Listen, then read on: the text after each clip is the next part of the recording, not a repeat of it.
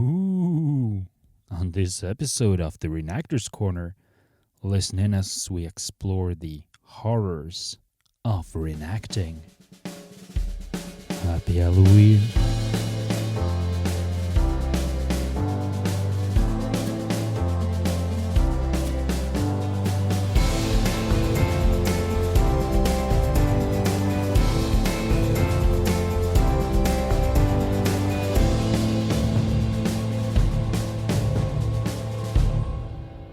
Hey, everybody. Welcome to the Reenactors Corner podcast. I am Chris here once again with Lasse. It is the month of October, the time when the distance between the living and the dead becomes very small. As we know, it's a spooky, creepy time of year with Halloween. And I'm really excited about this episode of the podcast, which is going to be about reenactment horror stories. How are you doing today, Lasse? I'm scared. Yeah, well, I'm glad that you're in the land of the living with me here, and we have a lot of nightmarish things to talk about. Maybe too scary for little children. We're definitely going to. You're going to hear some blood-curdling stories here tonight. So I'm excited to launch into some of this stuff. I actually wanted to do an episode about this since we started our podcast, and actually, I think somebody. When I was on Facebook talking about the idea of doing a podcast, someone suggested like a reenactment horror stories episode. And I'm sorry, I don't remember who it was, so I can't credit them, but I think it's a good idea because, I'm always talking about how fun reenactment is, but sometimes something goes wrong and sometimes something goes really wrong. So, and of course, some of those stories make for great stories later and or are really funny. So I think it's a great thing for us to talk about on our podcast. Expect blood, gore, and death. There's going to be blood and gore. So basically, I just was thinking about this all day since we talked about doing a podcast, recording a podcast episode today. I was thinking about it, and I've been reenacting since 2000, and I've been to a lot of reenactments, and at most of them, nothing really terrible has happened, but at some of them, there were some terrible things that happened.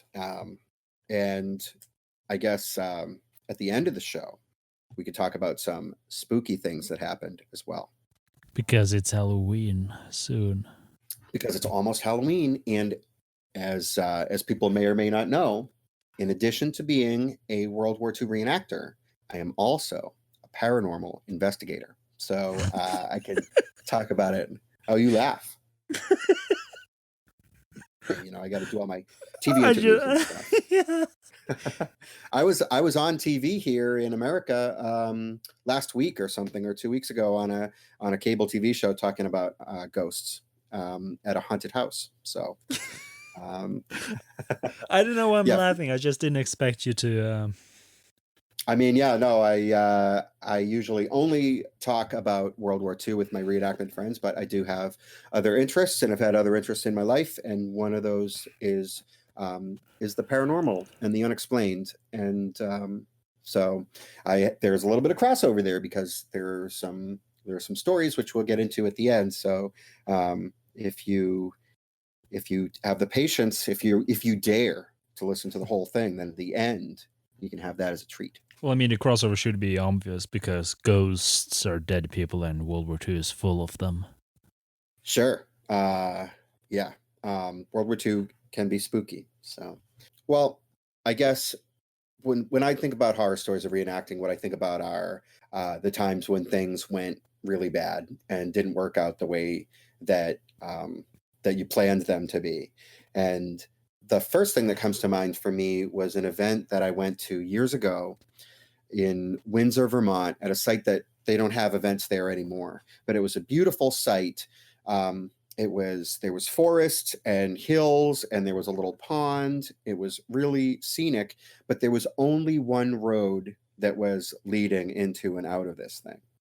And we did an event there that was on a weekend, and Saturday afternoon into Saturday evening, it was forecast for heavy rains. So obviously, my reenactment unit back then we weren't going to let a little bit of rain ruin our good time. So it was like other units were pulling up their tent stakes and bailing out, but it was like, oh no, we're going to stay. We're going to ride out the storm. We're going to be here in the rain. It's going to be fun. It's going to be a fun night. There's going to be thunder and lightning, and then it started to rain, and it started to rain heavily, and then it started to rain very heavily. So we were in our tent. This was my previous unit. We had a very large squad tent, and there were maybe 15 of us at the event. We could all fit inside this tent, and the tent holds up well in the rain, and we were staying dry, but the rain kept getting harder and harder and harder, and the wind is beating against the sides of the tent, and we're all kind of looking at each other like, maybe the other units that left, maybe they didn't, maybe it wasn't because they were pussies, right? Like maybe they did something that was like a reasonable, but nobody wanted to be the guy to say, hey guys, like, what are we doing here? Until suddenly the flap of the tent flies open, and there is the landowner, and he's covered with mud, and he looks at us, and I immediately know something is like really, really wrong. Because I can tell from the look on his face. And he says, listen, guys,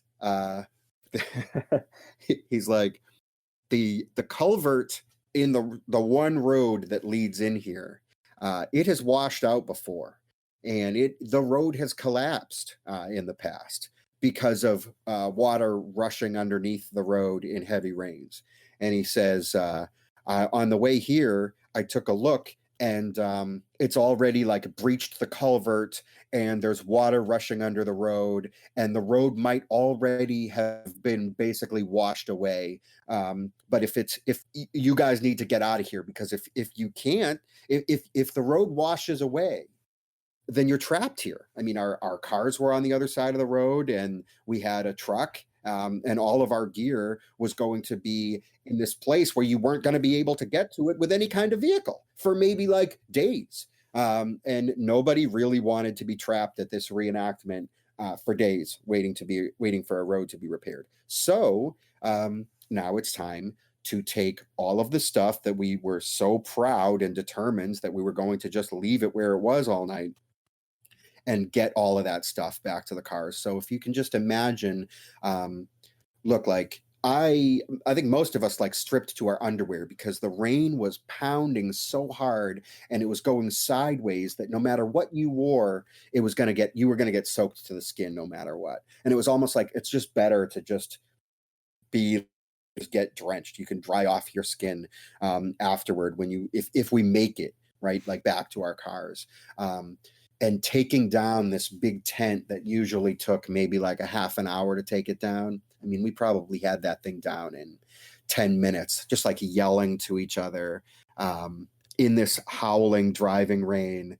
And I'll like never forget it, because it was like, there's like when you're just like, when you're forcing yourself to pretend it's World War II, is like one layer of reenacting, like one level. And then like another level is like when you're in a situation that's like maybe so negative that it kind of like feels like you're in World War II, and you don't have to try so hard to like make believe.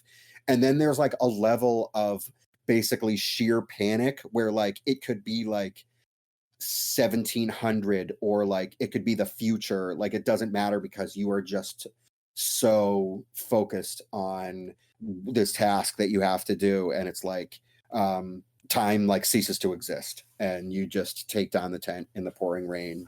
And I think we did get out. We got out of there. So the road, I mean, you could see it as you were kind of driving over what had been a totally normal looking road that now looked almost like a bridge over a river or something. And I think the road did wash out as a result of that storm after we left. So that was one of those things where you're just like, you're in the car, and it's like, I don't know, how should I feel right now? Should I be glad that I didn't get stranded there, or should I feel upset that I missed out on part of an event because the weather, it became impossible to stay where we were? And it was like not necessarily like scary, but I mean, no one wanted to face the reality of being stranded there. So, but now I look back on it, and to me, that was like a great event. I love when stuff like that happens. I don't like to have to leave early, but I like when there's something that happens at a reenactment that nobody could have planned for. That sounds crazy. I'm sure that in Norway, you guys must have experienced some terrible weather. I know it gets really cold there, right? Yeah, we haven't experienced like anything like that. I think it's just pure luck that all our events have been on weekends without that amount of rain or snow. But during one particularly cold event, um, I mean, it wasn't necessarily too cold. How cold was it? Maybe it was probably like 0 degrees Fahrenheit, That's really cold. 16, 17 minus Celsius. I mean, it's cold, but it can get colder. We had colder events. But it was this particular event, which was a tactical against a Russian unit that came from Sweden.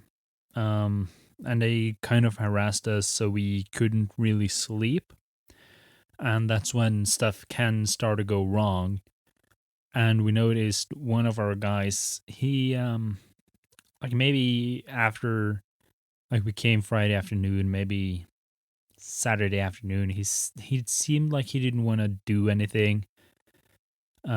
Later Saturday evening, he didn't do anything but just lay still in his in under his blanket, and that's when we thought that something is wrong. First stages of hypothermia is that the person just don't want to move, and that Wow. he is very cold. So we took those signals pretty seriously, and we we forced him to stand up, and he said he couldn't feel his legs at all. Wow. So he got like, I'm not sure if he actually got hypothermia or it was just the beginning stages of it, but we got him warmed up. And well, he's alive. He got all his toes, so it went well. But yeah, it happens quick. Hypothermia happens real quick. I've done events in cold temperatures, but never had like a hypothermia type experience. It sounds terrifying.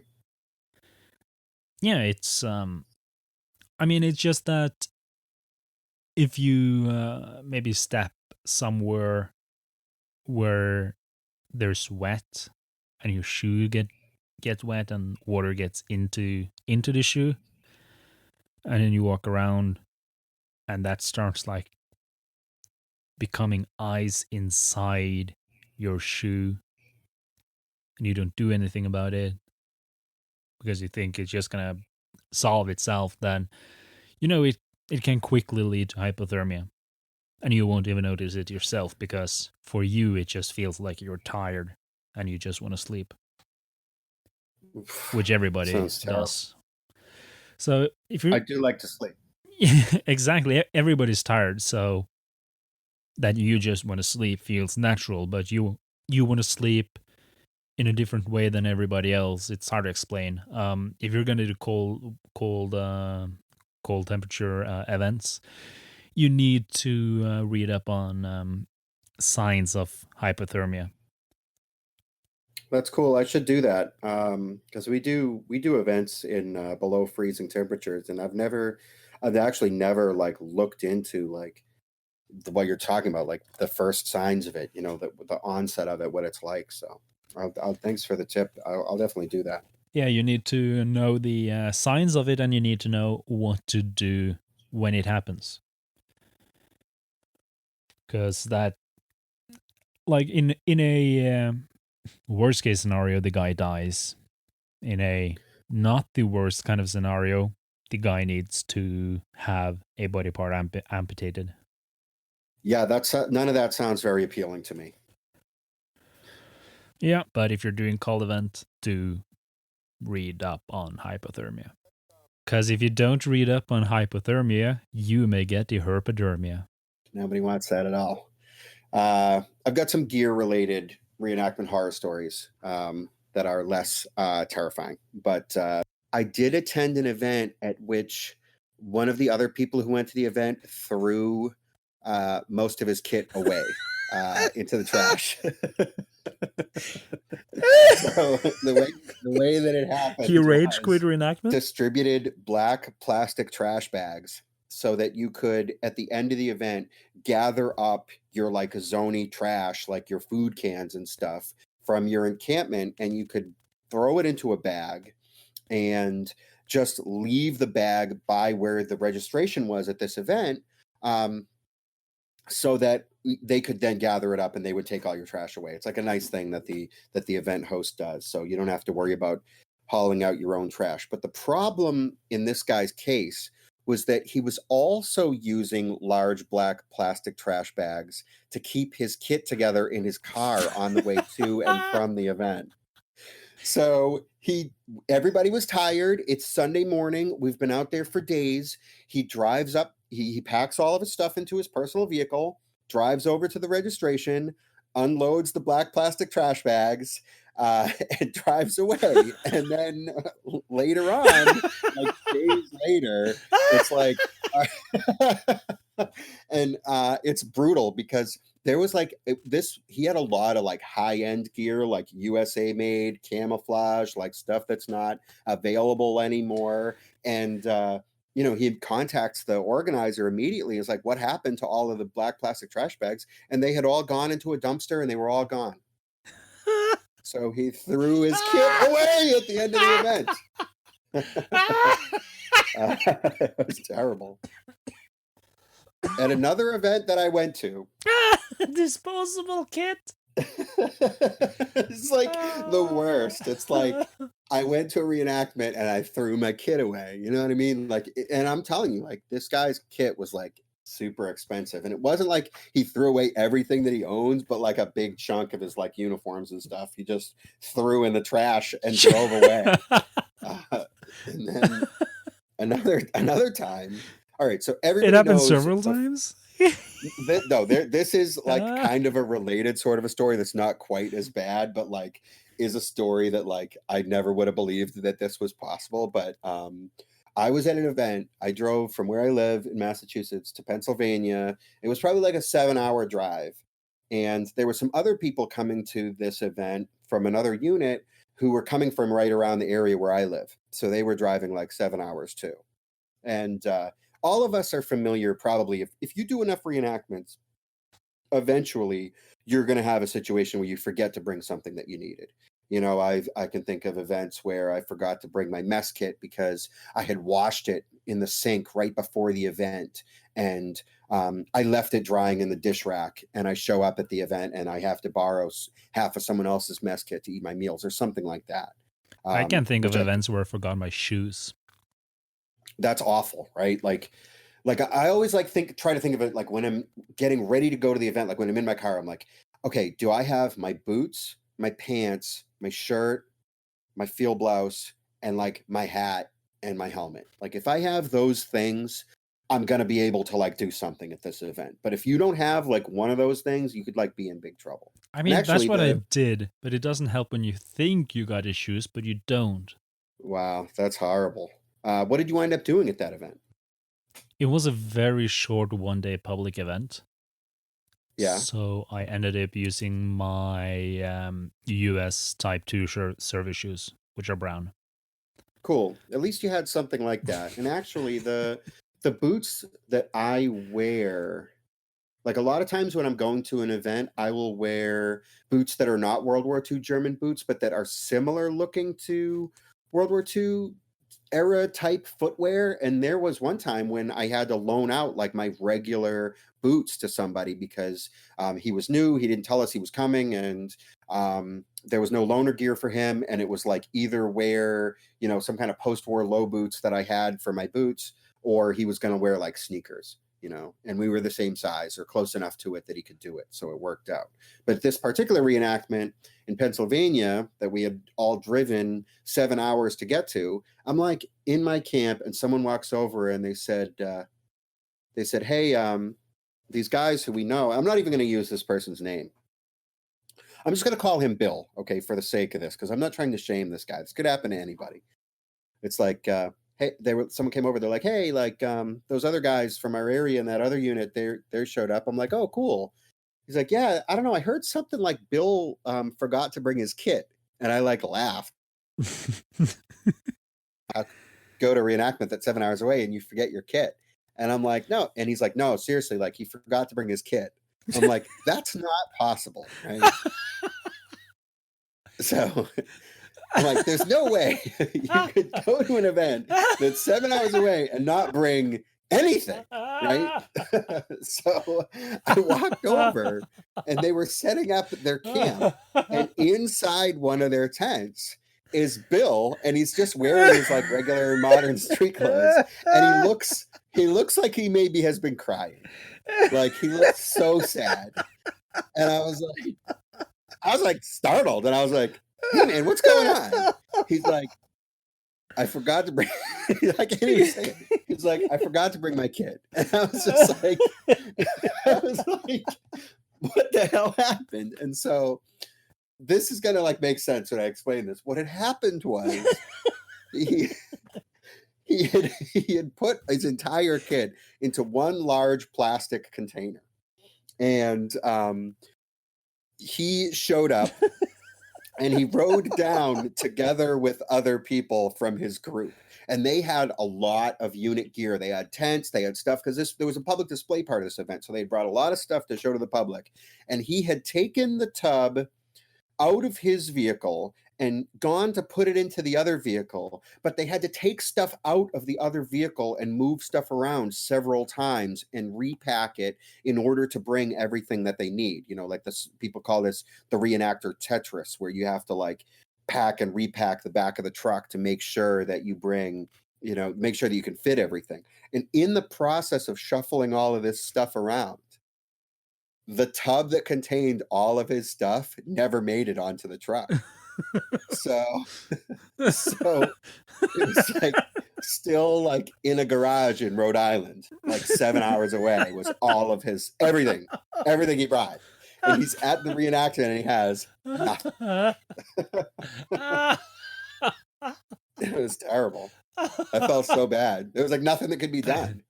He's like, what are you gonna do? He's like, what can I do? He just had to like sit inside a closed tent and just be sad, you know, like you can't go back and get it, can't borrow it, your full everything, you know. So man.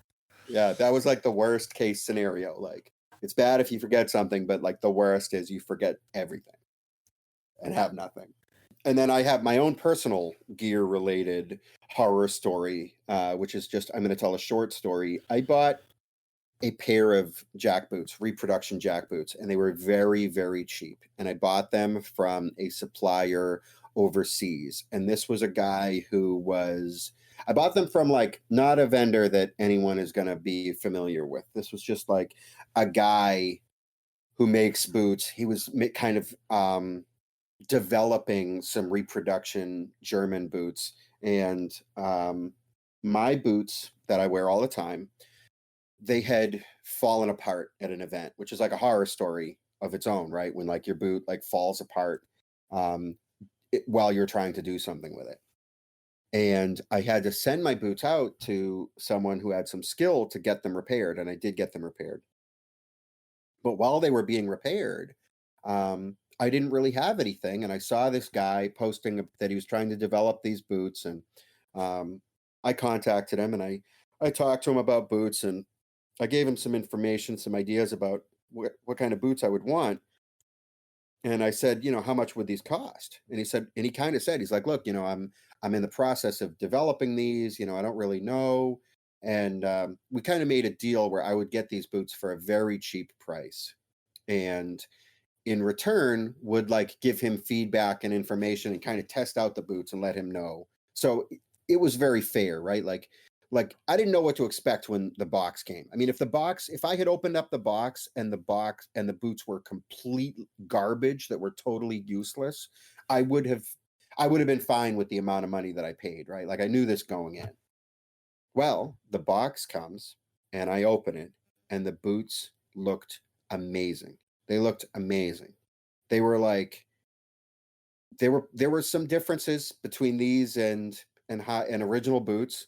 Um, these were not high-end reproduction boots by any standards, but I'm looking at these and I'm thinking, wow, like these might almost be like good enough for like all the time, right? Like maybe I've like discovered a new source of boots here where I could tell people buy your boots from this guy, and they were so cheap. And I put them on, they fit great. And I did a hike with them on in the woods, and they held up great. And I was so pleased. And now comes the event that it's like a 1 day event. There's no overnight component. It's a perfect event to debut my brand new boots. And I got to the event, and the event consisted of kind of like walking around on a farm. It was in the winter, and there were fields on this farm where they'd harvested crops, and they were very muddy, and everything was very wet. I can't remember if it was that snow had melted or whatever, but I'm walking around and the boots aren't really leaking. But after a while, I start to feel some water creeping into the boot. But that's all right, like these aren't rubber galoshes, right? I mean, they're leather boots, and they are not necessarily going to be waterproof. And then it comes time for me to take off the boots. And then now, for the first time since the boots got wet, I'm looking at the bottom of the boot. And the first thing that I notice is that the half sole of the boot, the part that has the hobnails in it, is kind of coming off. All right. It's basically peeling away from the sole of the boot, the main sole of the boot itself. And that's disappointing and disheartening. But it's also not the end of the world, because I could probably take these boots to a cobbler and have the boots have the the half soles like nailed back on or whatever.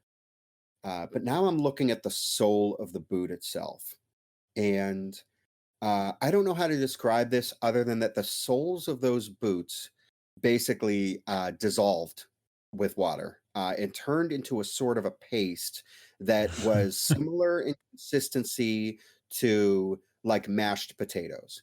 Um, the sole of these boots became so soft and pliable that you could like pinch it and like kind of form it into any shape desirable. Like you could have molded this like a piece of modeling clay. And that in that moment I realized that, okay, like you get what you pay for has struck again, and like this miracle of boots was not to be. And so that was the last time I ever wore these boots, and now they're gone. And there have been times that I paid a cheap price for things and was super pleased with what I got. There were times when I paid a cheap price for things and I was, I felt like it was par for the course. But this was the only time that I bought gear that actually dissolved into a sort of a goo when it got wet. So That sounds weird. it was very unpleasant. Now I contacted the guy who sold me and I told him what happened, and he was like, "Look, like he kind of was like, do you want a refund?"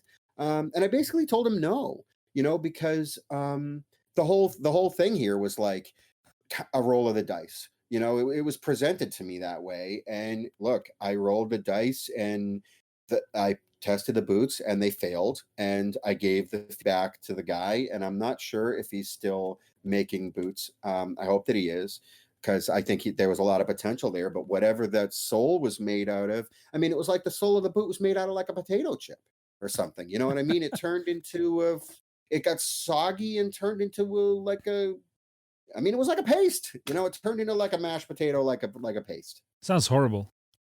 Yeah, it sucked. It was a horror story indeed. What do you got? Tell me a story. Tell me a reenactment horror story. Well, the thing is that I don't really have too many horror stories because I haven't reenacted too long with so many people. Usually been in secluded events, kind of, with few people. Stuff just don't go wrong. You mentioned to me something about a difficult drive, maybe. Um, all right. Well, this happens every time. Excellent. I don't know how to say it. You're I at already like this. events, usually during the winter, you have very little sleep, and doing absolutely anything requires a lot of work because it's cold and lots of snow. Just going to the toilet means that you have to undress like 15 layers of clothing and redress it all. It takes an hour to take a piss. It's all horrible. Little food, bad food, everything sucks. So you're there from Friday afternoon till Sunday at noon, and then you sit in the car on your way home and you stop somewhere at a fast food restaurant to eat something because it's the first time, it feels like the first time in a year you're going to eat, although it's just been a few days. So you get a lot of warm food in yourself. You really, really overestimate how much food you actually could eat. So you buy too much. You're so stuffed. You start falling asleep. And that's when you decide, all right, let's go to the warm car and drive home. Yeah, that's relatable. Yeah. Um, we had an extreme situation where we're having two different, well, one public event on a Saturday and a movie shoot on a Sunday on the other side of the country, 8 hours, 9 hours away. If you drive nonstop, that is, so probably 11 hours away. And we didn't sleep at all, it felt like. Um, and I mean, I was so tired at one point that I was driving behind the other car that were basically two cars, and I was behind the other one. And I blinked, but when I opened up my eyes, the car wasn't there anymore. It was replaced by an SUV. Nice. Nice. We also were supposed to take a ferry. So I drove onto the ferry and I closed my eyes, and suddenly someone's tapping the glass, and it's my friend getting me to wake up because we already arrived after the 35-minute voyage across the fjord. Wow. And then, of course, we have to drive home, an 11-hour drive. And that's when and like, there's no highways on that route, so it's like small, tiny, crap roads. So the only thing I can focus on is the lights, like the rear lights of the car in front of me. And it's like I'm sleeping with my brain, but my eyes and arms are following two red dots. Oh my God. And I mean, that's That's maybe the scary. extreme version, but it happens every time. Even when we Well, drove to Normandy, this is how we drove. We didn't sleep for oh, 2 days. You don't need to sleep. We know this. We're experts. You can sleep on the straight sections of the road.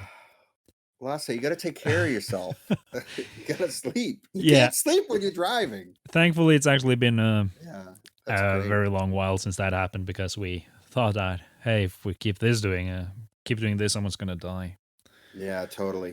No, That's I a hate horror that when you're story. like having like sound asleep and you like wake up and you're driving your car. That's terrible. Well, the worst thing was that when I blinked and suddenly I was somewhere else with another car in front of me. That's not Terrifying. supposed to happen. No, that's you missing time. Could have been abducted by aliens in that time. Maybe that's what happened. Could be. But I mean, Um, morale of the story: when you're planning your trip, do get some sleep in your room, some time to rest. And if you've just been from a cold event, uh, even though you wanna, don't turn the heater on in your car at max because that's just gonna knock you out. that's good advice. I have a couple of horror stories that are from the same event. I think they were 2 years apart. And they both like are like about people. I hope that you can laugh at this now. But in both of these situations, at the time, it was pretty annoying. All right. So we did this event.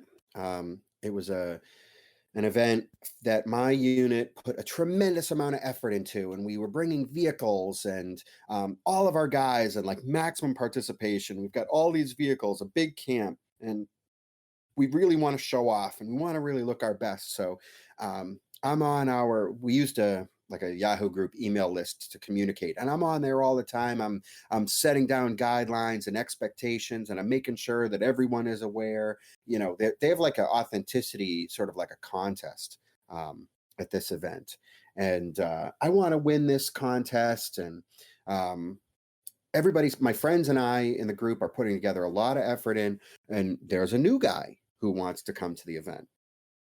And he's never been to a reenactment before. That's okay. We need as many guys as we can to make this like great impression. Well, now the event comes and everybody's there. Everyone's feeling excited. Everybody's brought their A game. And here's this brand new guy who I think some of us had like met him before, but none of us had really like spent a lot of time with him before. And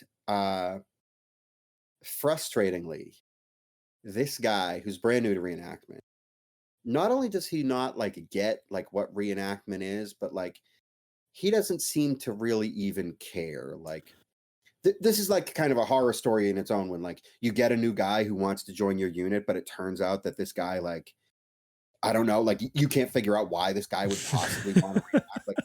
Like he didn't care about like realism or like being World War II or like basically anything. He was just like there. It was like almost like he just happened to be randomly there and somebody put a uniform on him and he was like, all right, well, I guess I'll do this now.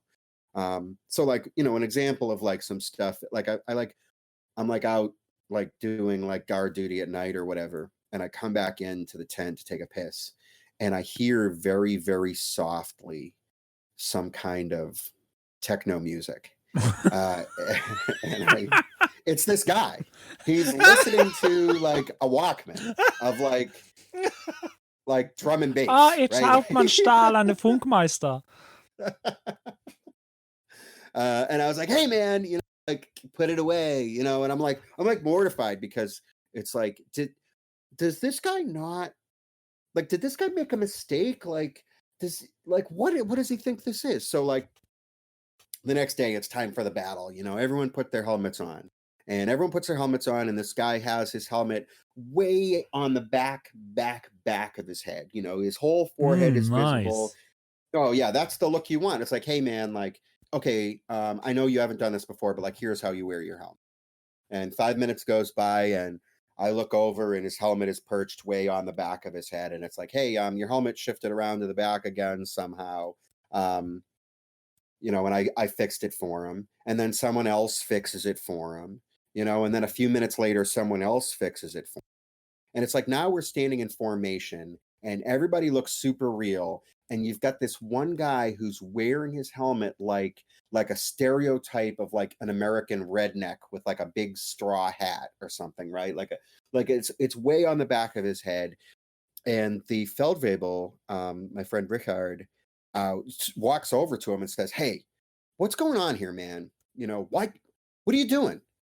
And he finally says, listen, I've got a big pimple on my forehead, and when I wear the helmet in the right place, it like hurts the pimple. And suddenly, without another word, the Feldwebel grabs this man's forehead and finds the pimple and like squeezes it and ruptures this like nasty thing. And it's just like, all right, fine. You know, the pimple's popped, the helmet, and like, no, you know, no one can speak. You know, it's like so gross. It was so gross. And I can't imagine. Like, he didn't even know this guy. Like, I don't even know if he knew this guy's name. And he's like popping this big giant pimple on his forehead. And of course, the guy still won't wear the helmet, right? So, you know, the whole thing was like so annoying, right? Oh my God. So gross. So gross. Yeah. He was probably like a teenager or something, you know? So he had like that sweaty, like full face, with like a big white head or whatever. So gross. Anyway, so the next year, I'm like, all right, guys, last year wasn't really perfect, or by the way, I probably don't even have to say this, like this, we like never heard from this guy again after the event, right? Like he didn't have a good time. Like it wasn't a good fit. Reenacting wasn't for him. That happens sometimes. So a year later, I'm making the big push again. It's like, everybody's got to be on the same page. We're going to hit it out of the park. Why do you keep last year going back to this event? The event is great. Okay. The event is great, but this was like cursed. Okay. So we go to the event. Everybody's having a good time. There's a guy who shows up who is like a fringe guy who like comes to one event a year. And he gets out of his car, he puts on his gear, and he has purchased a tropical uniform that was made in China. Now, I got to say, this is a story that happened many years ago. So uniforms from China have come a long, long way over the years. Like most of the uniform that I wear in reenactment is Chinese made stuff. And it is really accurate, high quality, compares very, very well to originals. But when I started reenacting, the only reproduction stuff that was available was either made in the USA or made in Europe, and it was made to a high standard mostly, and it was very expensive. And when the first Chinese-made stuff became available, it was terrible. I mean, it was terrible quality because it was their first try.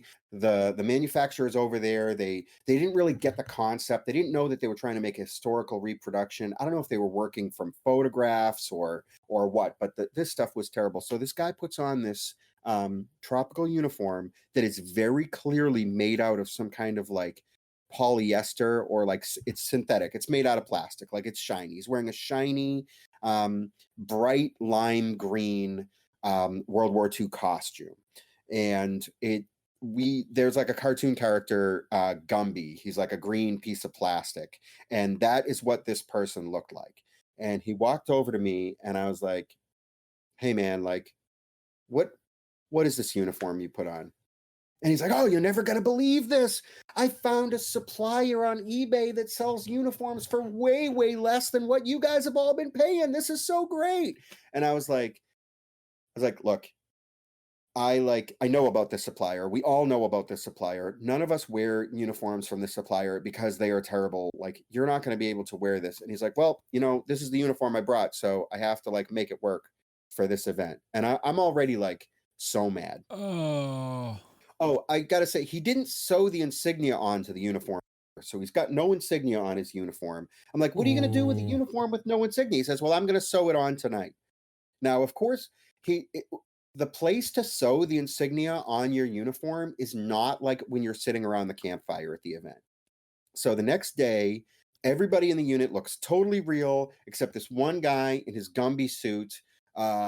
He looks so bad, and I don't know, maybe a half an hour into the battle, one of the two Litzen on his collar just falls off in his life because he did such a lousy job sewing it on. The insignia is falling off his uniform. And I'm like, I couldn't be more mad. I put out all these emails, which you clearly didn't read.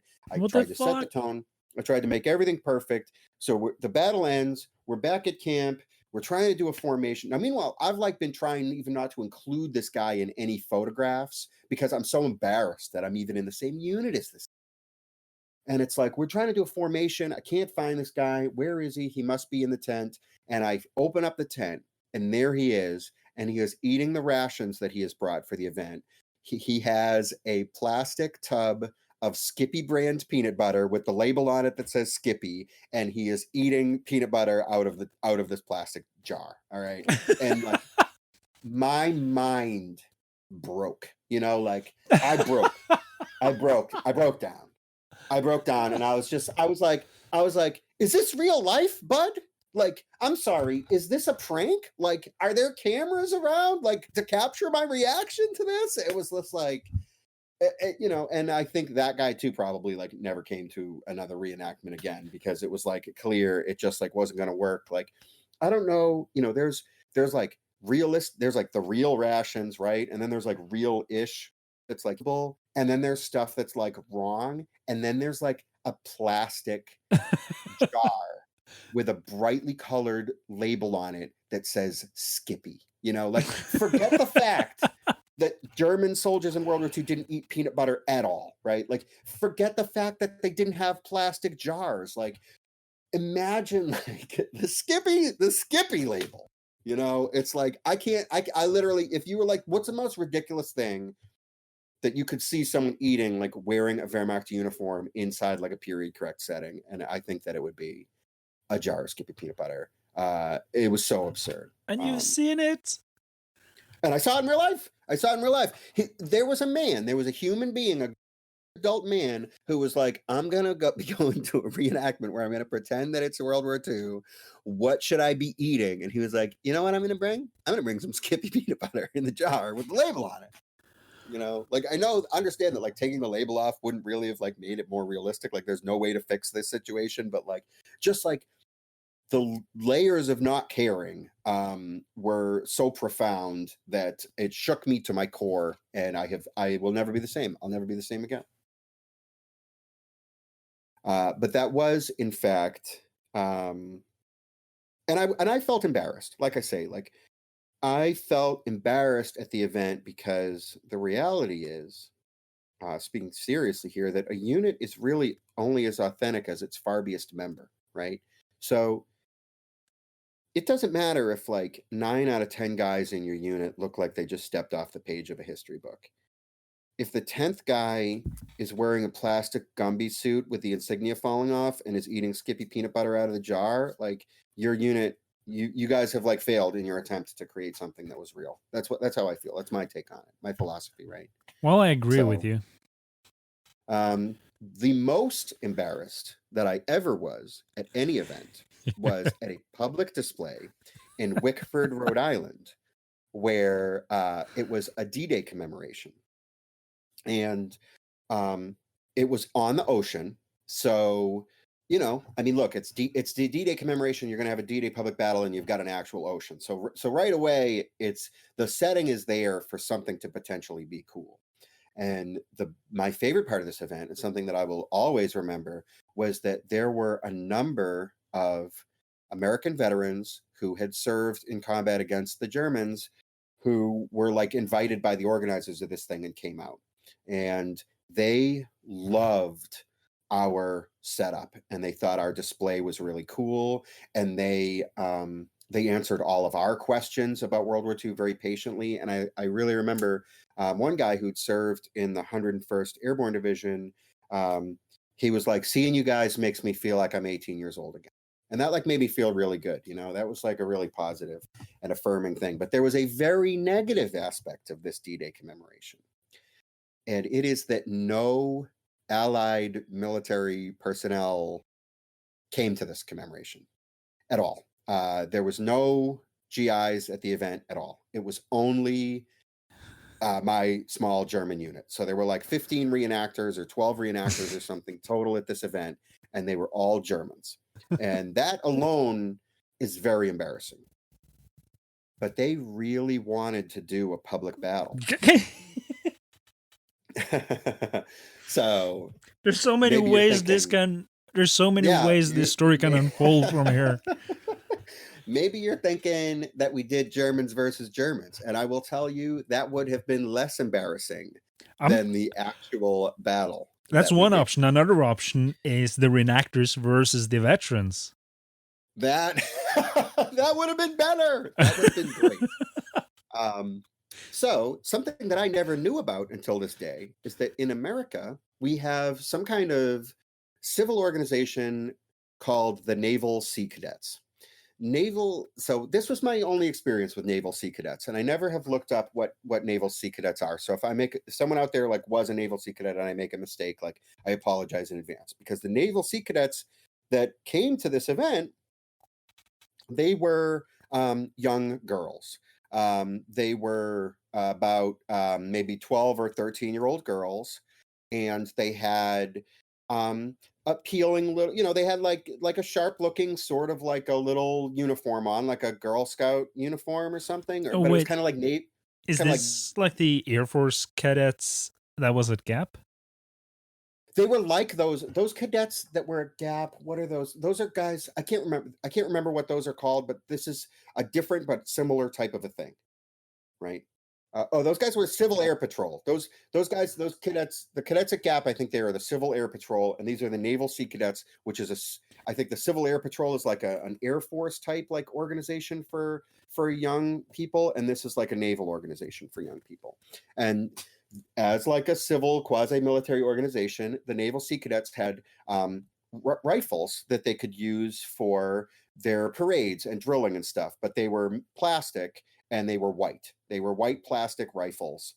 And so the only people at this event that had any kind of weapon was the Germans, who had a machine gun, other small arms, and an anti-tank cannon that fired. And about 10, 12-year-old girls, most of them were African Americans, and they had white plastic rifles that didn't actually do anything. And we had a battle in front of spectators where the Naval Sea Cadets defeated us. They won. And, like, I'm like trying to tell the story, and like I'm like choking up a little bit. Like I'm like blushing because I'm feeling shame. I'm feeling shame, and it's like the Naval Sea Cadets like did a great job. You know, they were like into it, and they were at probably on some level they were as realistic as some of the American reenactors that I've fought against, right? But like I had to like look at these like spectators, like I couldn't look at the spectators in the eye after. Like everyone was like, all right, something like something went wrong here, right? Like I didn't think that like Hitler's army was gonna be like vanquished by like children with white plastic rifle. You know, like so that's I mean, I don't really know what else could be said about that other than that it was a horrible horror story.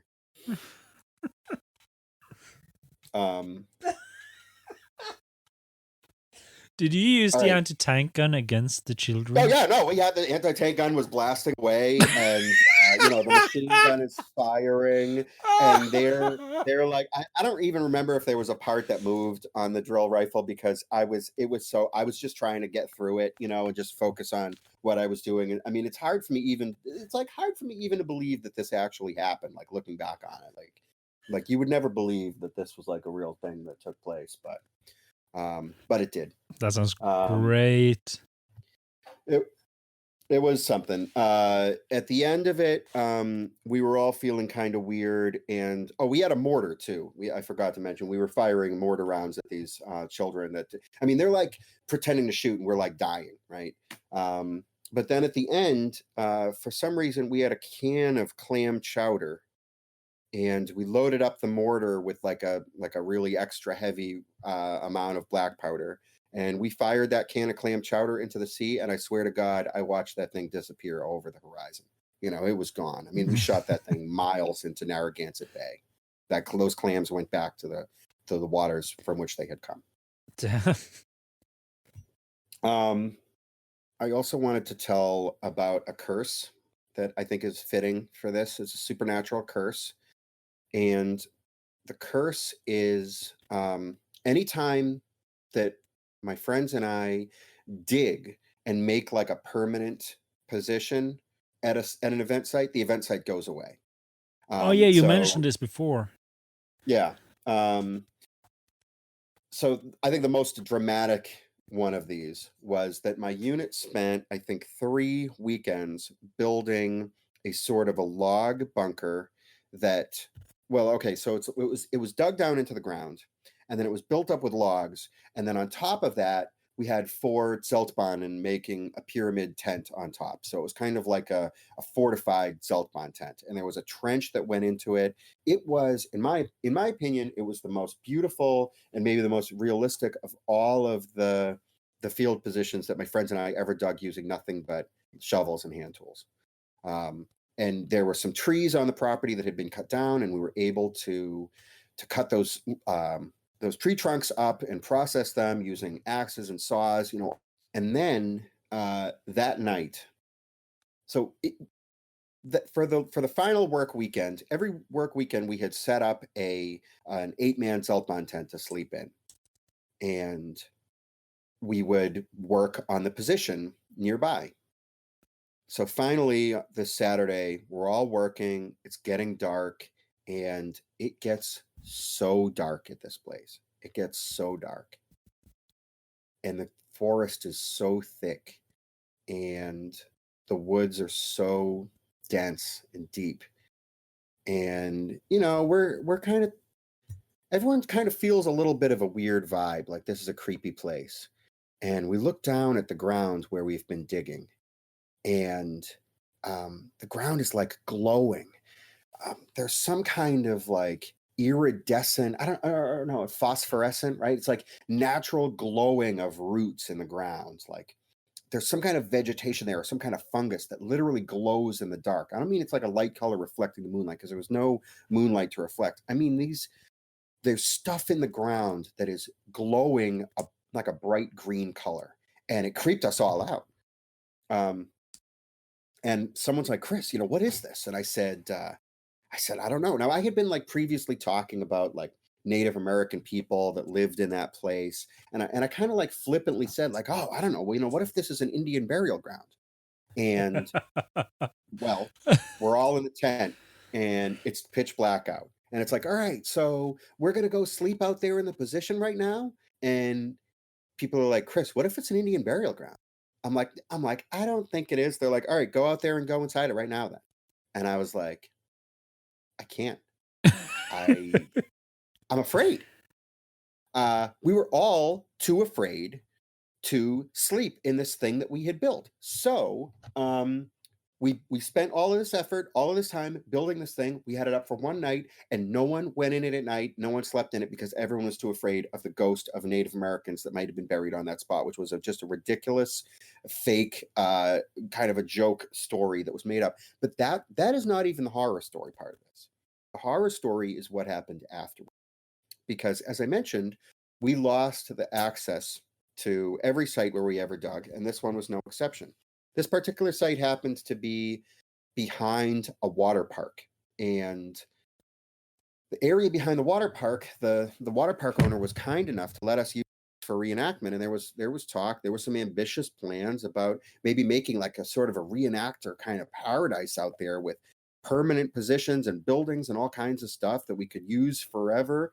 That maybe would get some revenue for this guy who owned the water park, maybe. But that's not the way it worked out, because I'm trying to remember what it was. It was something about the weather. This particular summer, the summer where this happened, it was either that it was very cold, or I think it rained. It rained every weekend. And so no one was going to the water park. So I'm like seeing like indications, like I'm like sensing some negative indications about this site, and I'm starting to hear some rumors that like maybe this water park isn't doing so well, and like maybe this place where we've built this thing and where we want it to be our reenactor paradise, like maybe that's not going to happen. And one day I get an email, and it's like, dude, bad news, like you're not going to believe this, you've got to click this link. And it's a news story, and it's about the water park, and there is the guy who owns the water park, and he has attached himself to a water slide with chains. He's chained up to his own water slide, and the news headline is like, bank forecloses on water park property, owner chains himself to water slide in protest. And I was like, you've got to be kidding me. Like, and this was in like November or something. Like it was going to be cold, and he was like out there as like a publicity stunt, like chained, chains wrapped around him. He's chained to a water slide, and I'm like, could there be like a more surreal way to like lose access to this thing that we just built than that like the landowner has like conducting a, like maybe he's gonna like freeze to death like attached to his water slide, and so that was it. I mean, look, nobody can keep chained to a water slide forever, and he was out there for some days or weeks or whatever it was, but eventually all home from there, and the bank took it away, and we've never been back there again, which was a bummer. I'm speechless. Sorry. That's so weird. Yeah, well, it's probably the weirdest thing. All right, I'm gonna tell one more horror story, and then I want to talk about the fucking the thing that happened that we were both there for. Um, but because that's a pretty insane story. Before we go there, there's like a legend in my reenactment group that is called the magic trick. And I will tell you the story of how the magic trick came to be a thing. So this was years ago. We went to a reenactment. There were a bunch of us. It was with my previous reenactment group. It was in Connecticut, and it was a cool site, a cool event. But one or two, or maybe more than one or two of the guys in the group, maybe like brought like more alcohol than was reasonable for a field event. There was a guy, a comrade of mine, who used to bring bottles of schnapps, this Obstler product, and he would share it. And the day we fought against the GIs or whatever, we fought well. All of our weapons worked perfectly. Everyone had a fantastic time. Our truck ran perfectly. We set up ambushes and we're just beating back the Allies over and over. And at the end of the day, everyone was in a great mood. And what's better for like a celebratory mood than having some schnapps with your friends, right? Well, like maybe one or two shots becomes like maybe like 5 or 6 or like 10 shots or whatever, and people get a little rowdy, and it's people are drunk, and okay, so it's one of those nights. This happens maybe sometimes, and people drink a little or they drink a lot. And now it's time to go to sleep. So I am sound asleep. I'm in the tent, a large tent. There's maybe 15 of us sleeping in there, and I hear the distinct noise of flowing water raining down onto like a fabric surface or like some kind of hard surface, right? Like you hear this like stream, and I'm like immediately alarmed because there's not supposed to be like water flowing in this tent. Like this can't be good. And I sit upright. I'm sleeping on the ground. I like sit upright and I look, and there is my comrade, who I guess we will call him Mark. And Mark is wearing nothing but his long underwear bottoms and his helmet. And he is standing up and he has his wang out and he is pissing onto his own bed. And he's pissing a lot. And that sound that I heard was his piss hitting his bed and his blankets and splashing all over his gear. And I look around like in a panic, like, is anyone else seeing this? And I see that, yes, there are other people who are awake, and everyone has a look of sheer horror on their face. And they are looking at Mark and they are watching what is happening, and no one is saying anything. And I looked at someone, I said, I couldn't even make sense of what I was seeing, right? So I like looked at my friend, I'm like, what the hell is this? Is this a magic trick? Like I literally thought like this was some kind of illusion or like a prank, because there's like no way that like Mark is just pissing on his bed and all of his gear. And Mark Mark like finishes up with his piss and like lays down on his bed in his puddle of piss and like goes to sleep with his helmet on. And I'm like, Mark, like, what are you doing? Mark's drunk beyond sensibility. He's passed out. He can't talk. I'm like, what the hell? And I looked at the guy who was like sleeping next to Mark, and I was like, dude, why didn't you do something? And he's like, I didn't want to say anything, because if he had turned towards me, he would have pissed on me. And I was like, well, I guess that's as good enough an excuse as I'm gonna get. But like to this day, like people will be like, remember when we did that event and like Mark did the magic trick? And it's like, oh yeah, he pissed on all of his stuff. And then went to sleep So in it. he pissed on all the stuff and went to sleep in it. But like Mark had like a weird like ability to perform these kind of magic tricks when he was drunk, where like the next morning, like all of his, like it was like mysterious. It was like, how do you piss on all your stuff? And like it's not like wicked gross the next day. I mean, I saw this guy one time. He got really drunk and he was punching through like logs that were like absurdly large logs. Like there's no way that you could like punch through this stuff. And he was like punching through it. And everyone is just like he wasn't a big, strong guy. He was a scrawny kid.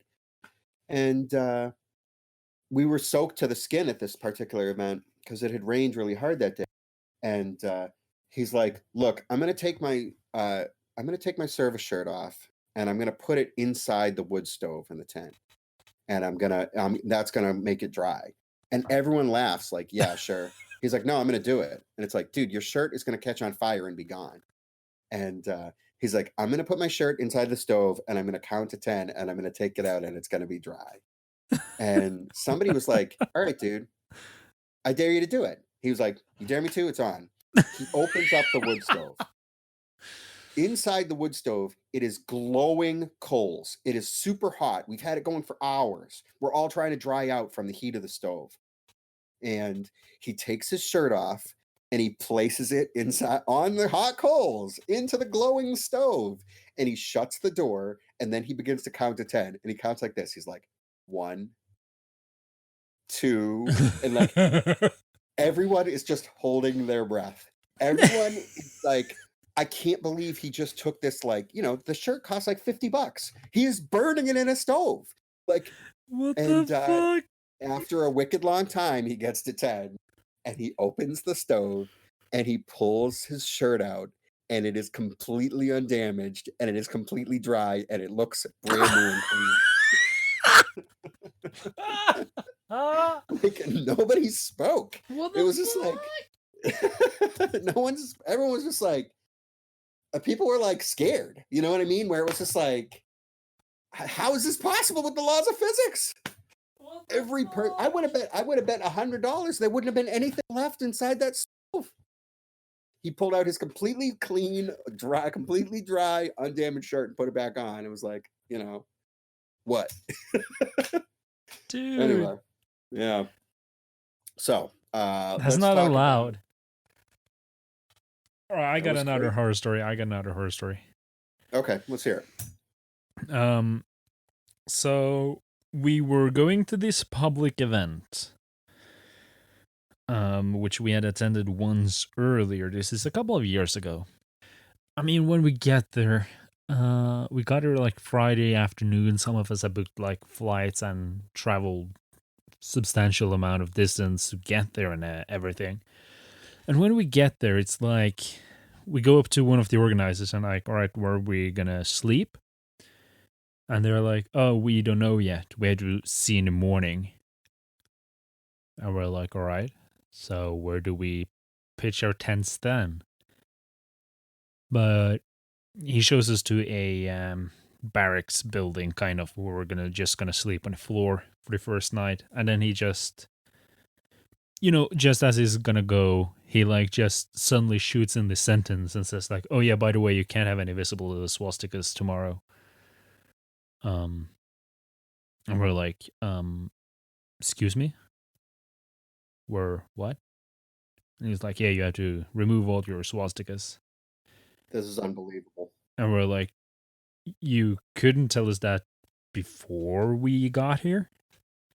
So anyways, after a heated argument, we managed to turn him around because that's not the horror story here. There's so much that happened at this event. But anyways, we're in this barrack building. It's very uncomfortable to just sleep on the floor, and it was extremely warm outside. It was early August. So some of us go out to sleep on the ground under the stars. But then you have the public show here is it's for the public, but it mainly consists of military vehicle enthusiasts, as there's not too many reenactors in Norway. But anyway, someone in a blue Jeep from southern Norway comes to us, or to the guys sleeping on the ground, and they are extremely drunk. Like super drunk. Like you can't understand what they're saying. They're just like, yeah. And we're like, it's like 2:00 in the morning. Could you go away? We're trying to sleep. And they're like,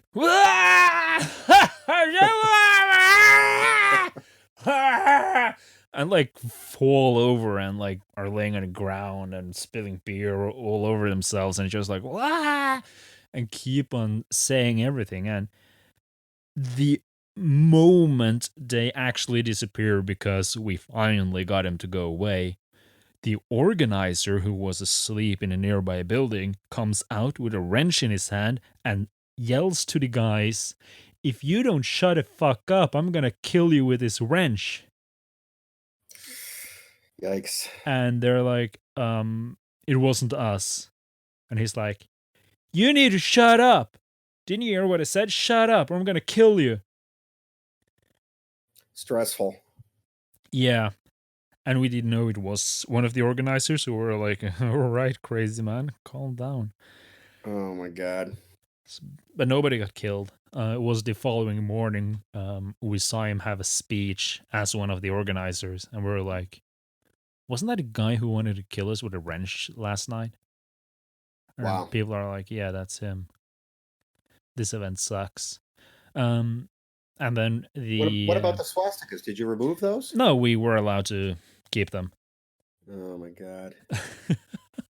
But the weird thing is, we were placed in such a secluded area of the event that nobody really saw us ever. And sometime during the Saturday day, somebody had gone to the parking lot and keyed our cars. Wow. That's horrible. Yeah. Who do you think it was? Oh, maybe the organizer, maybe some kids. I don't know. Oh man.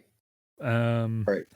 And the event has some kind of event insurance, but they didn't want to cover the keying. So that had to be done with car insurance, which costs some money to be used.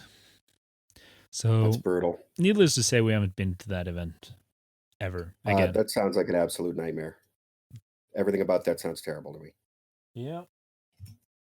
I did an event many years ago now in a place called Farmington, New Hampshire. That was an overnight event. It was a tactical that was billed as a 24-hour tactical. You stay up all night, fight all night. You can shoot blanks, throw grenades or whatever. I think it was the first time I ever did an event like that before. And it was in a forest in a remote part of New Hampshire, which is in northern New England, and there's a lot of woods up there. There's a lot of nature there and a lot of wildlife. I'm going to try an experiment here. All right, this might not work. I'm going to try to play an audio thing here. We're going to see what happens, because there was a very soon after it got dark, we began to hear a sound that was coming from very close by. I'm going to see if I can make this. Okay, hold on. So you've got to imagine that we are out there in the woods. We're far away from our cars. There's nothing but us, and we don't have any tents. We just like made fighting positions and are like manning this thing. And it's basically, I'm not going to try to imitate this sound, because it's like, I don't know. It basically sounds like a person, like a woman or a baby, like screaming. Now you got to imagine in this video or this audio file, it's like not like super loud because the animal is distant in this recording. But like where we were in the woods, the animal was like right there, right like beyond where your flashlight could reach. You know, like a few meters away, right? And it was really unnerving, and it lasted all night. Okay, can you hear this?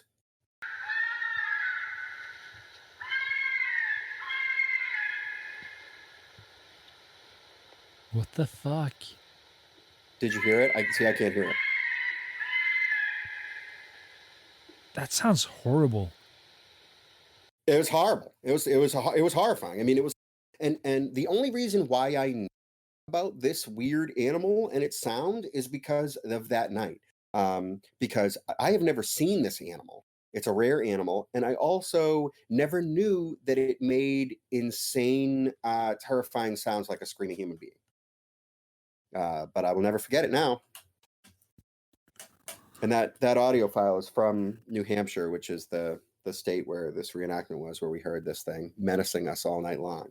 I guess they're very territorial, and most of the time, like, an animal is like more afraid of you than you are of it. But this is like this like very territorial, solitary predator animal that like you don't want to be in its zone, you know, especially like at night. Yeah. And it's like, sure, we've all got like blanks, but like when you're being mauled to death by some kind of weird like a fisher cat isn't even a cat. It's like some kind of a weird giant weasel. Yeah. And it's like, you know, you're gonna get your guts ripped out by some kind of weird giant weasel, and it's like blanks aren't gonna help you, you know. I don't think there was like at some point like all combat ceased as everyone just concentrated on like keeping an eye out for like this giant weasel that was gonna be jumping on you, that you were in its zone. That's a scary noise, though. Yeah. All right, are you ready to tackle the ultimate horror here of the thing that happens that we were there for? Sure. All right, now I say we were there. I was at the event, but I wasn't like there, but you were there. I wasn't only there, I was there. All right, so I'll just say it.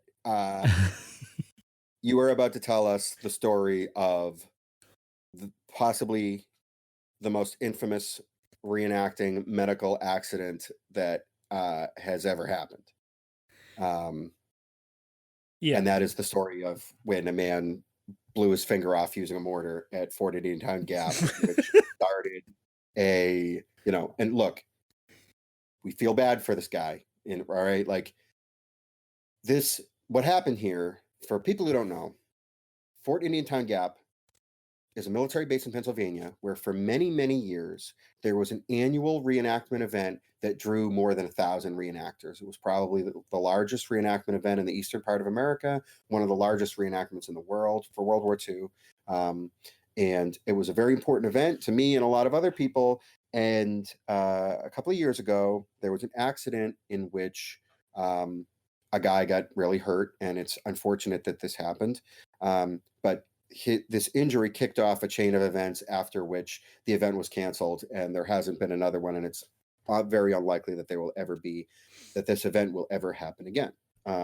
So Lasse, let's hear your firsthand report of your actual firsthand experience with this weird event. All right. Well, I can tell about the horror story that happened as I arrived to the event. Okay. Because just as we no. were driving into the event area, which is the military base, I saw a Dunkelgelb painted M5 white scout car with a huge Balkenkreuz on every single side of the vehicle and a cannon on top of it. Well, you know, if they had it, they would have used it last. That is true. But you know, as I saw it as a superior European. Look, I mean, you know, can you prove that out of the millions of people in World War II that no one ever did that? I have seen photos of the M5 White Scout car being used in German service. I have never seen Balkenkreuzes that are the size of the German country on the side of it, or with a gun on the back of it. So that was one horror story. But the one you're referring to, and this is the funny thing, there's a horror story inside the horror story. So what happened was that I was portraying a Kriegsberichter, or a war correspondent, and I was at a crossroads, and a Stug, the self-propelled gun, came driving beside me and did a hard left towards the American lines and just fired the guns and played all gung-ho American or something. And suddenly lots of Germans just suddenly attacked, and I just followed on. And we managed to push up the road past some American half-tracks. the M5 white scout car, that's now an M5 yellow scout car, followed on and was there to my horror. Try to avoid having that on camera. But we were in That front. sounds awesome. We're in front of the first American half track. And we're using it as cover because maybe 30 yards behind that was another half track. 30 yards behind that was I think it was a Dodge WC52, and then like lots of American stuff behind that. And I was basically trying to get some footage, motion picture footage, of what was happening. It was quite chaotic, and then suddenly, someone starts yelling like, can't remember what he said, but like a ceasefire, game off, incident, stuff like that.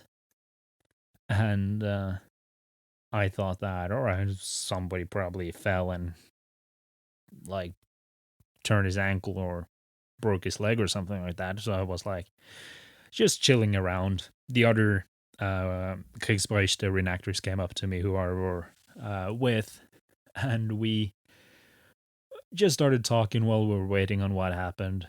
And this will be the horror story inside a horror story, because we walked to the side of the half track that we used as cover, and to my, like, I couldn't believe my eyes. It's like the entire world had betrayed me. On the side of this pretty authentic half track, the owner had put bullet hole stickers along the side. And I mean the cheap kind that you buy on eBay for nothing from China. And they were huge.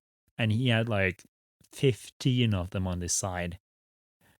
And I just pointed at them. I was like, what the what?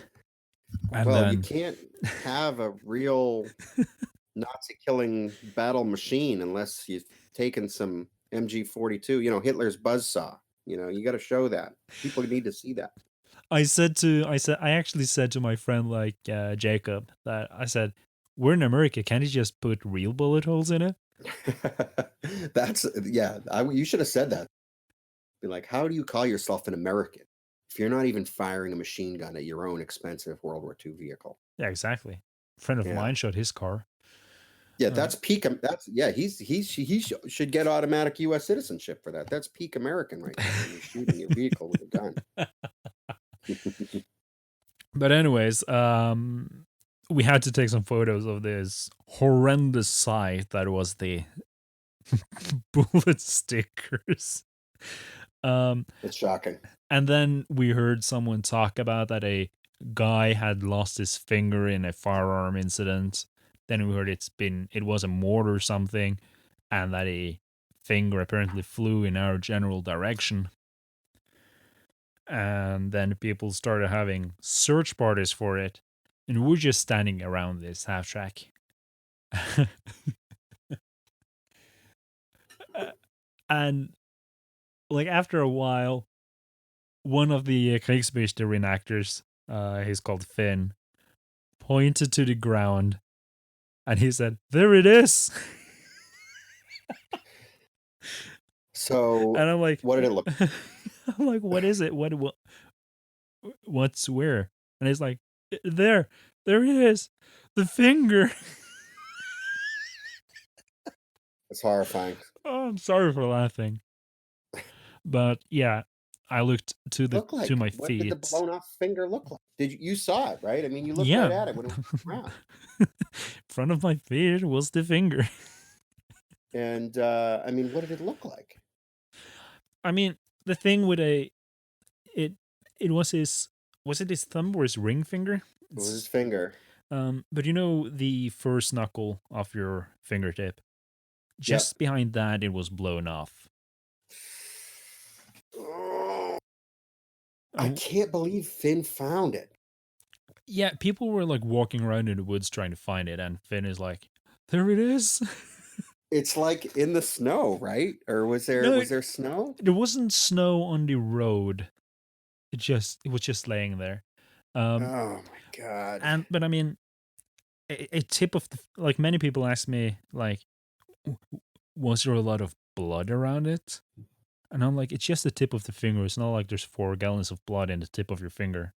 Well, he had lost it. The injury had happened some distance away too, right? Like it had flown through the air. And Yeah, I would like I saw people attending the guy, and I would say maybe 30-40 meters away. wow, unbelievable. Um, Yikes. so we notified that, hey, we found a finger. It's here, Oh, and a guy came that's with. the only time that I'm ever aware that a reenactment had to have a search party to look for a severed body part. Yeah, I mean it was Zony. Sure. But a guy with quick wits came with a Ziploc bag full of snow and put a finger in it. Yeah, I guess they couldn't, as it happened, that from what I understand, they weren't able to reattach it, which is unfortunate. Yeah, the thing is that on his hand, he had merely like a quarter of an inch of the finger sticking out. Okay, yeah. So you miss like 1.5 inch of finger between that. So there was nothing to Yeah, reattach. The doctor it's said blown that to if bits. what I heard was that the doctor said if it was a clean cut, it wouldn't be a problem, but everything was gone. Oh, what a nightmare. So what we all heard later was that there was an accident involving a mortar, and that's what happened. Yeah. So I remember when we got back and I went into the headquarters and there you were. And I said, a guy lost his finger. I found it. And you were like, huh? What? yeah, that's not what you. It's like, oh, how was your first like battle in America? Like, was it cool? Like, was the scale of it cool? Like, oh, you found like a severed finger. Like, you know. Oh, bummer. I also, Anyway, I think it was later that night or the day after, the guy posted on Facebook that he was okay and people showed it. And then a guy in the comments said that just for as a joke, as a friendly joke, he said that when I told you to give the Germans your finger, that's not what I meant. yeah, funny. Oh, I mean, I guess what can you do? What can you do but laugh? You know what I mean? Like, um, I guess it's good if he had a sense of humor about it. If other people had a sense of humor about it, I mean, it is a terrible accident. I wouldn't wish that on anybody. But it's a thing that happened. Yeah, Um, it was well, look. a nice experience.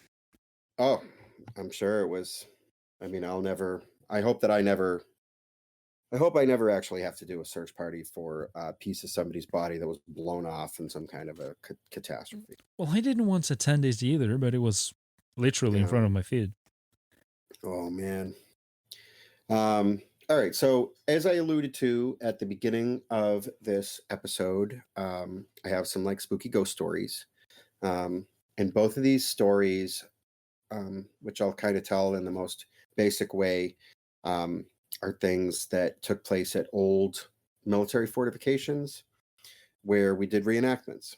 Now, I don't think that there's any real evidence that ghosts are necessarily the spirits of dead people, and I'm not saying that it could. Some ghost sightings couldn't have something to do with that, but I just don't know. It's like a folklore thing, you know. It's kind of just spooky legends, like you know, just think, okay, this is a strange thing that happened. That's kind of how I look at these stories, where it's like, I'm not claiming that I saw the spirit of long dead people or anything like that, but there were some places where some strange things happened to me, and one of those places was in Fort Tabor in New Bedford, Massachusetts. This was a fort that was built, I think, around the time of the Civil War, and there was never really any battles or anything that happened there, but military people were stationed there for generations. It was a coastal security fortress. And during World War One, they built, and I think maybe in World War Two also, they had like gun batteries there. So you've got the Civil War fort, and then you've got more modern concrete fortifications. And we were doing an event where we were sleeping in the fort, and it was a really rainy day this particular time. and it was getting dark, and it was really misty. I was inside this courtyard, which is grassy, to the other side of the fortress, and we had been told to make sure that if civilian spectators came, well, I say civilian, I just mean spectators. If spectators came, to make sure that they didn't go up the stairwells to the upper levels of the fortress, because that was off limits to the people who weren't reenactors. So I saw something caught my eye, and I looked. Person standing at the entrance to one of the stairwells that went up, and I thought to myself, I should maybe go talk to that person and tell them that because they weren't wearing a World War II uniform. I figured it was a spectator, someone just coming to check out the fort, and I thought I should go over there and tell that person not to go up there because they're not supposed to be up there. And I think I might have looked away for a second. I looked back and there wasn't anybody there anymore. I thought, oh, and I didn't really think anything of it. I wasn't like, oh my God, that person disappeared. It just kind of was just like, okay, well, they're not there anymore. Maybe it was just a trick of light and shadow, or the person moved on or whatever. And I basically forgot about it until later that night. The person who was the curator of the military museum that was on the grounds of the fort came to talk to the reenactors and chat and talk about the plans for the reenactment. And he told me and everyone else who was there, we were talking, and he said, the only other people who stay in this place overnight are when we like ghost hunting tours, and people come here and they, supposedly this place is haunted, and they make ghosts and try to take pictures of the ghosts or whatever.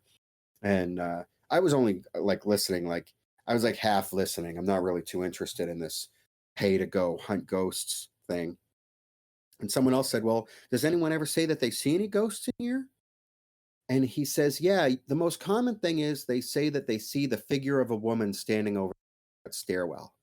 And I was like, what? I couldn't believe it. I was like, you're never going to believe this. I'm like, he's like, what? Did you see a woman standing in that stairwell? I'm like, I thought I did. And he was like, well, many people say that they've seen it, and it's always the same story where they see a figure over there and it disappears in front of their eyes, or it just vanishes. It's gone. And Wow. and there was some weird spooky story about a woman who there was some like kind of folklore type story about like a woman who like died in some tragic way related to the fort, and that it was supposedly her ghost. But like, it was one of those things, where I just where I never would have given it a second thought unless he had said later that other people reported seeing like a ghostly figure in that exact same spot. Of all the places, I mean, this courtyard is big. The fort is big. There's multiple buildings, there's a lot of stuff there. And yet I really did I had thought that I had seen a person who's seemingly vanished into thin air in that one spot. That's crazy. Yeah, there's another place. The other story is in Fort Mifflin in Philadelphia, Pennsylvania. And this is a fort that was in use during the Revolutionary War. There was a battle there during the Revolutionary War, and it remained in active military use from the 1700s up through the 1950s. And when I started reenacting, I started hearing legends about this place and how it was haunted, because people would hear that I was interested in the paranormal and say, oh, if you're interested in the paranormal, you got to go to Fort Mifflin. That place is really something, it's so haunted, and everybody who goes there has experiences there. And I knew a guy, he was huge, he was like reenactor, like military type dude, right? He had like a big ego, alpha male kind of a guy. And they called him Tiny because it was a joke, because he was this big, strong, enormous man. And he told me, he said, I'll never, ever go back to that place as long as I live. He's like, I was laying on my back there, and I felt a hand on my shoulder, and there was nobody there. I felt this. Like there's nothing that feels exactly like someone setting that, except for someone setting your hand on your shoulder. It was nothing. He's like, I packed up all my stuff, I left, and I'm not afraid to say I was terrified and go back. So I always wanted to go to this place myself. So the first time I ever went there, my friends and I were like, let's go see if we can find this ghost. It was after midnight, and the place was quiet and dark, and we had the run of the place. And there is like a dungeon there that was buried for decades, or maybe even like more than 100 years, and it was only recently discovered. And we thought, oh, let's go check out that dungeon. And it was dank inside this place. This was a place where Confederate prisoners of war had been interned during the Civil War. And in the cells of this old dank dungeon, there's like no sound, just like water, occasional like drips of water, like you're in a cave. It's so moist in there. Um and it's totally dark, after midnight. There's no light in there, so we're just kind of like in there. Nobody's talking, everyone's being quiet. We're kind of like slowly stepping around, trying not to bump into each other, trying not to bump into the walls. And there's nothing going on down there. There's no spooky spirits rattling chains. That It's time to kind of leave. So I go over by the entryway, and there's just a little bit of light, just a tiny bit of ambient light from the darkness outside is filtering a little bit through the doorway, so I can kind of make out a figure in front of me, which I believe is my friend, my comrade Chris, who's in my group. And I'm like, okay, I'm aware of where and then I hear a voice from behind me, and it's Chris. And that form in front of me that I thought was Chris just like vanishes. Like it was just a shadow, like it's just not there anymore. It's not like I watched something dissolve. It was like I was aware that there was a form there, and now there's nothing, and Chris is behind me. And I said, hey, look, it wasn't like I was like scared out of my shoes, or I wasn't, to be honest, I wasn't scared at all.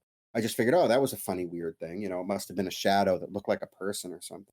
And I mentioned it to Chris. I'm like, whoa, I'm surprised. Like, I thought you were right in front of me, and I saw like I thought I saw like your form, or like a shadow that I thought was you in front of me. But of course you were behind me, and no one really made anything of it. No one really thought too much of it. It was just kind of one of those things.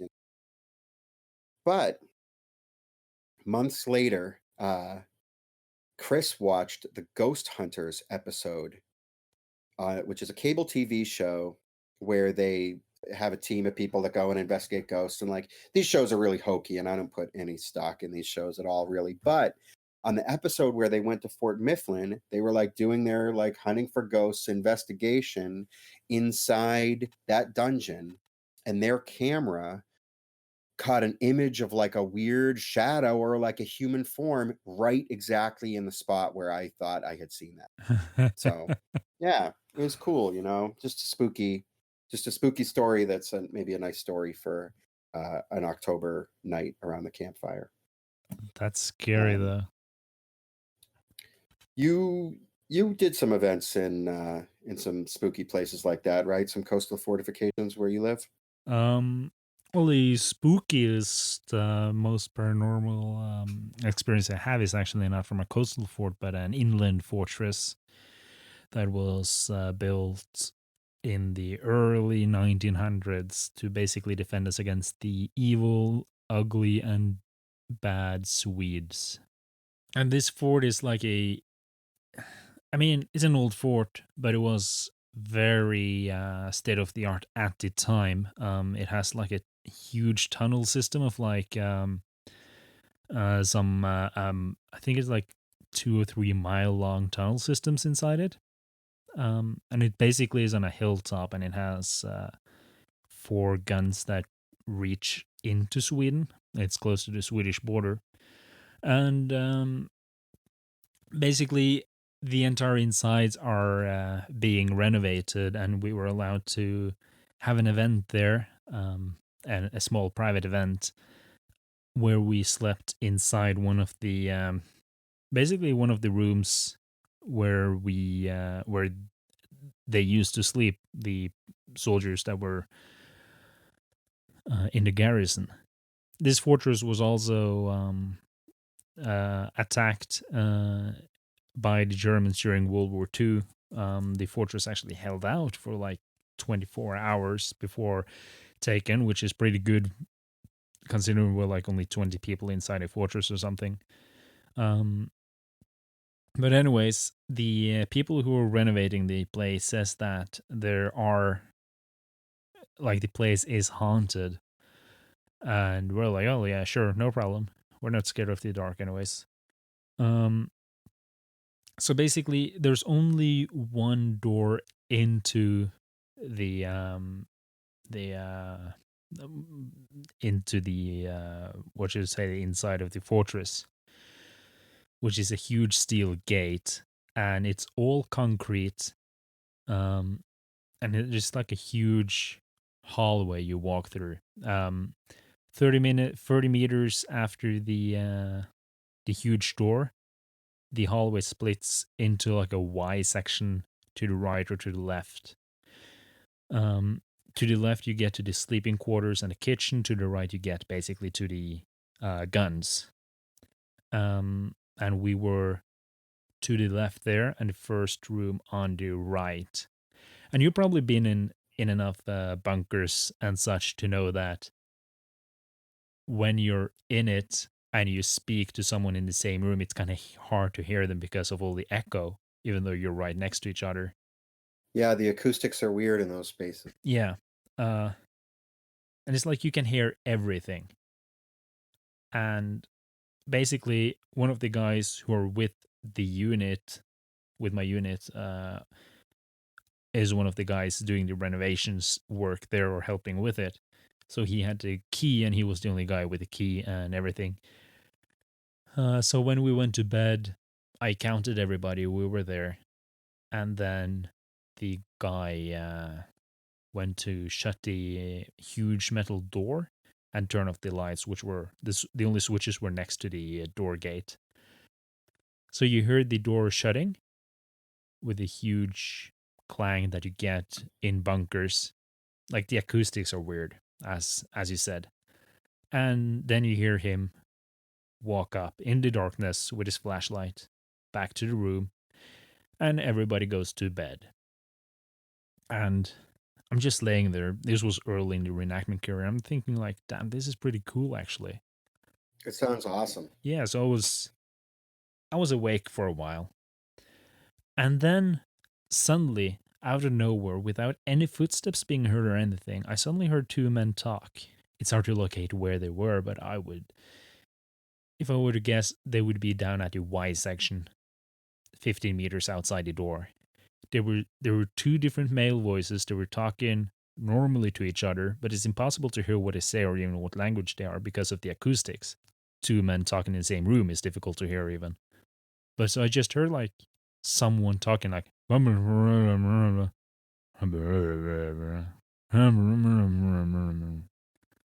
and they just kept talking for probably like 5 minutes, and then suddenly it's quiet again.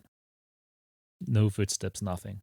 And in those tunnel systems, you hear when somebody walk. You can hear a pin drop. Sure. But it was just like suddenly the voices were gone. And I'm like, all right, maybe I just freaked out.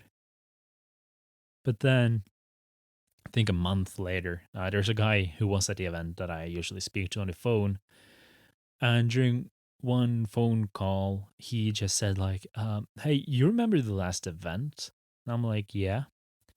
Yeah, this may sound weird, but you remember the first night after the guy turned off the lights and came back and went to bed?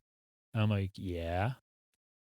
Yeah, I heard two men speaking to each other outside the room. And I'm like, I heard that too. Wow. I love that story. Yeah. That's really cool. That's great. But was it a ghost?